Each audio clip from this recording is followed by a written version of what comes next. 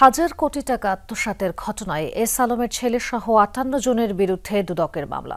পরিবার সংশ্লিষ্টদের ১২৫ অ্যাকাউন্ট জব্দ করেছে দুদক। এদিকে অনিয়ম, দুর্নীতি ও অর্থ আত্মসাতের অভিযোগে সাবেক সড়ক পরিবহন ও সেতুমন্ত্রী ওবায়দুল কাদের, সাবেক প্রধানমন্ত্রী শেখ হাসিনার বেসরকারি শিল্প ও বিনিয়োগ বিষয়ক উপদেষ্টা সালমান এফ রহমানের বিরুদ্ধে অনুসন্ধানের সিদ্ধান্ত নিয়েছে দুদক। এছাড়াও অর্থ আত্মসাতের অভিযোগে দুদকে মামলা হয়েছে সাবেক খাদ্যমন্ত্রীর নামেও। শ্রীলঙ্কা আবারও রপ্তানিতে শীর্ষে।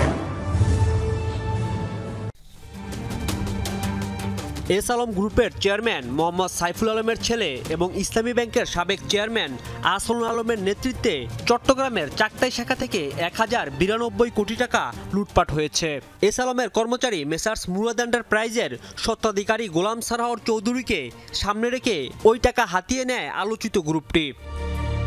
এ ঘটনায় ঋণ গ্রহীতা প্রতিষ্ঠানের মালিক ও ইসলামী ব্যাংকের তৎকালীন এমডি সহ ৫৮ জনের বিরুদ্ধে জড়িত থাকার প্রমাণ পেয়েছে দুর্নীতি দমন কমিশন। তাদের বিরুদ্ধে মামলা করেছে দুদক।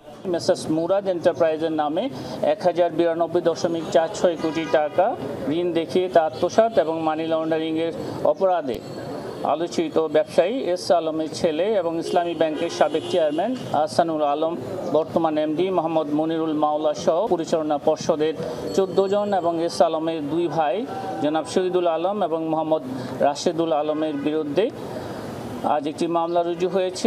এদিকে বিদেশে অর্থ পাচারের ঘটনায় এস আলমের পরিবার সংশ্লিষ্ট ১২৫টি অ্যাকাউন্ট জব্দ করেছে দুদক। ফারিস্ট ইসলামী ব্যাংকের এসব অ্যাকাউন্টে এখনও ২২ কোটি টাকারও বেশি জমা রয়েছে।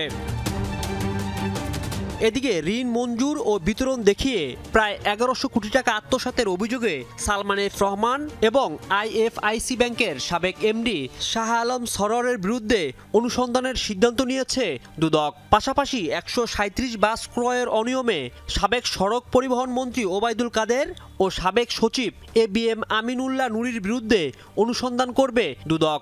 সালমান এফ রহমান সাবেক চেয়ারম্যান এবং জনাব শাহ আলম সরোয়ার সাবেক এমডি আইএফআইসি ব্যাংক পিএলসির বিরুদ্ধে ক্ষমতার অপব্যবহার, বিভিন্ন অনিয়ম ও দুর্নীতি সহ ১,৯০৭ কোটি টাকা ঋণ মঞ্জুর ও বিতরণ দেখিয়ে আত্মসাতের অভিযোগ ও অনুসন্ধানের সিদ্ধান্ত গৃহীত হয়েছে। অর্থ আত্মসাতের অভিযোগে সাবেক খাদ্যমন্ত্রী সাধন চন্দ্র মজুমদারের বিরুদ্ধে মামলা করেছে দুর্নীতি দমন কমিশন। রাজীব আহমেদ, যমুনা নিউজ, ঢাকা।